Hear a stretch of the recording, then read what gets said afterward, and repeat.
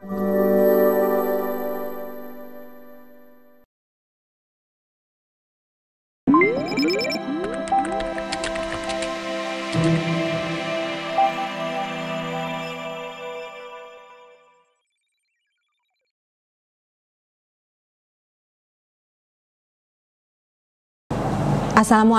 warahmatullahi wabarakatuh. Kembali kita bertemu dalam video pembelajaran bersama saya Heni Rahayu Handayani SHMH, pengampu mata kuliah Hukum Bisnis dan Regulasi. Kali ini kita akan membahas materi tentang franchise atau waralaba. Suatu sistem pendistribusian barang atau jasa kepada pelanggan akhir, ini adalah suatu definisi dari franchise, di mana pemilik merek atau franchisor memberikan hak kepada individu atau perusahaan untuk melaksanakan bisnis dengan merek, nama, sistem, prosedur, dan cara-cara yang telah ditetapkan sebelumnya dalam jangka waktu tertentu meliputi area tertentu. Pengertian dari franchise, kita membeli satu paket bisnis dengan harga tertentu. Sebagai gantinya, pihak penjual paket bisnis akan memberikan kita lisensi untuk menggunakan mereknya, resep rahasia mereka atau sistem manajemen mereka, peralatan serta bahan baku untuk usaha awal.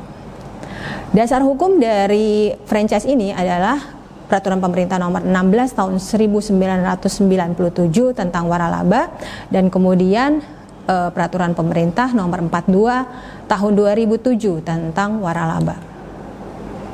Mengapa harus franchise? Dalam bahasa Indonesia, wara artinya lebih, kemudian laba itu artinya untung.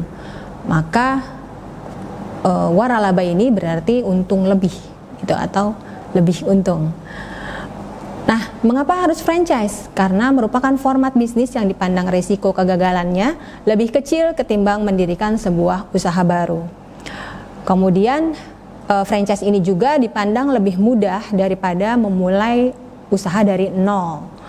Nah, kemudian franchise ini juga ada kepastian hukum yang diatur dengan Kepmen Perindustrian dan Perdagangan RI, Undang-Undang Hak Paten, Undang-Undang Merek, Undang-Undang tentang Rahasia Dagang. Dan juga franchise merupakan konsep bisnis total dengan penekanan pada bidang pemasaran. Karena itu konsep franchise tidak jauh bergerak dari konsep P4, yaitu product, price, place, dan juga promotion. Apa dan siapa? Nah, ini di dalam istilah franchise, ya, ada franchisor, yaitu pemberi waralaba. Kemudian ada franchisee, yaitu penerima waralaba.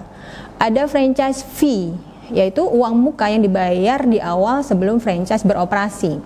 Ini biasanya hanya satu kali dibayarkan di muka, gitu ya. Kemudian ada royalty fee, yaitu uang yang dibayar setelah franchise beroperasi. Ini biasanya bisa tiap bulan dibayarkan oleh franchisee, maaf. Kemudian jenis franchise ini bisa kalian lihat di dalam modul pembelajaran kita, ya. Tapi di sini juga ada franchise luar negeri yang cenderung lebih disukai karena sistemnya lebih jelas. Merek sudah diterima di berbagai negara dan dirasakan lebih bergengsi tentunya. Nah, kemudian ada jenis franchise dalam negeri juga, yaitu pilihan investasi untuk orang-orang yang ingin cepat menjadi pengusaha tetapi tidak memiliki pengetahuan cukup piranti awal dan kelanjutan usaha ini yang disediakan oleh pemilik waralaba. Nah, agar terdapat ketertiban secara hukum bagi pelaksanaan suatu franchise, diperlukan tindakan-tindakan ketertiban sebagai berikut. Yang pertama, suatu franchise harus didaftarkan. Yang kedua, suatu franchise haruslah memegang teguh pada prinsip keterbukaan informasi. Yang ketiga, diperlukan suatu asosiasi franchise yang tangguh. Yang keempat, perlu suatu kode etik terhadap franchise. Dan yang kelima, perlu guidelines atau pedoman oleh pemerintah terhadap klausula-klausula atau ayat-ayat, ya, yang baku terhadap kontrak franchise. Nah, demikianlah, alhamdulillah, pembahasan materi tentang waralaba ini telah selesai. Semoga bermanfaat dan insya Allah bisa difahami oleh rekan-rekan semua. Terima kasih. Wassalamualaikum warahmatullahi wabarakatuh. Insya Allah kita bertemu lagi di lain kesempatan. Bye.